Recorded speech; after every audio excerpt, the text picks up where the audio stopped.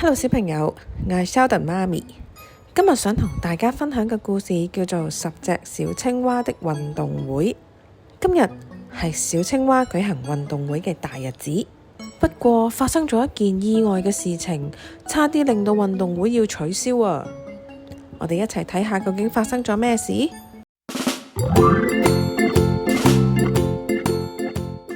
歡迎大家嚟到葫蘆島青蛙運動會。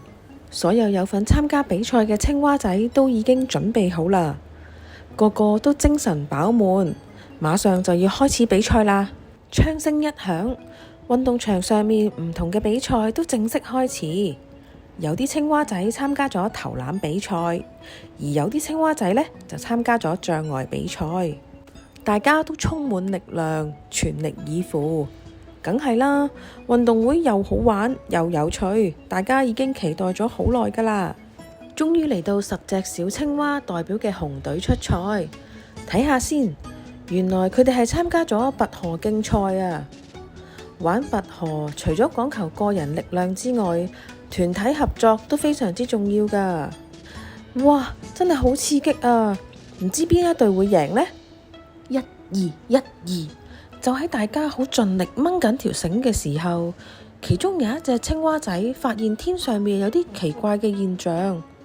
突然間有一嚿黑掹掹嘅烏雲飄緊埋嚟，奇怪啦！今日天氣預報好似話今日會晴天嘅喎。天上面嗰嚿烏雲一眨眼就已經嚟到，原來唔係烏雲啊，係龍捲風啊！今次弊啦！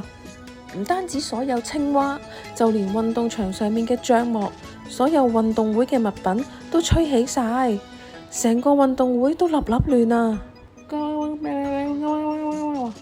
大家睇下，葫蘆島入邊年紀最大嘅瓜爺爺，連同埋個冠軍獎杯一齊俾風吹走咗啊！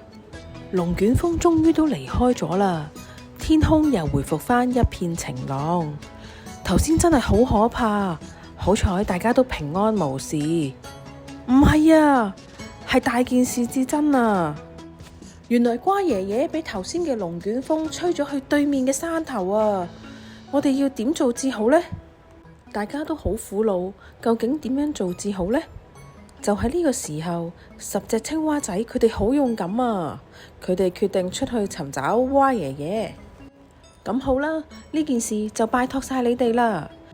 其他嘅青蛙決定喺度收拾地方，等你哋返嚟之後，我哋再舉行運動會啊！10隻青蛙仔向住對面山頭出發，佢哋攀山涉水，唔單止要搬過大大嘅石頭，仲要行過獨木橋，最後仲要爬一座好高嘅山先至可以到對面山頭。10隻青蛙仔喺森林裏邊走嚟走去，大家都攰到就嚟暈低啦，已經冇晒力氣啦。青蛙仔喜喜佢好犀利啊，佢仲不停為大家打氣，仲叫大家要爭取時間，唔好放棄啊！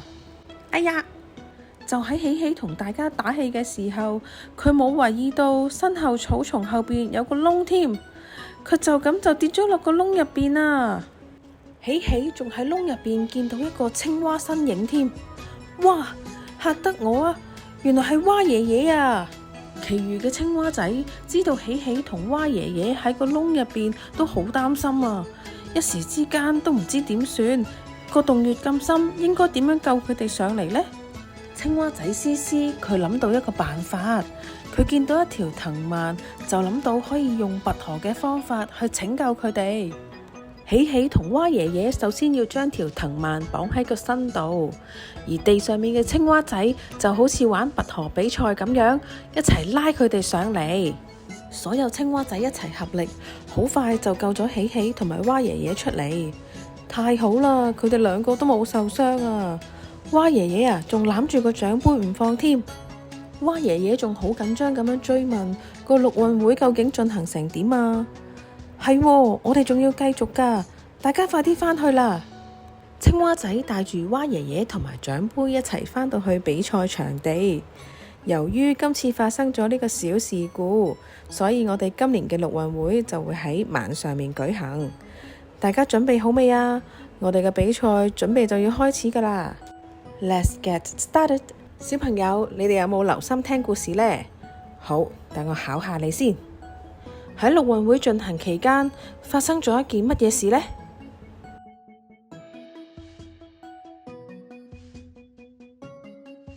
冇錯啦，天空上面突然間出現咗龍捲風啊！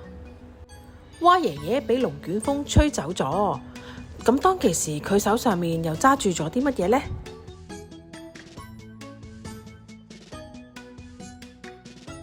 係我哋個冠軍獎盃啊！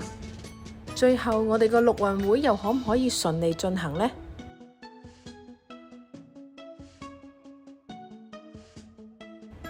當然可以啦，只不過係改咗喺夜晚進行啫。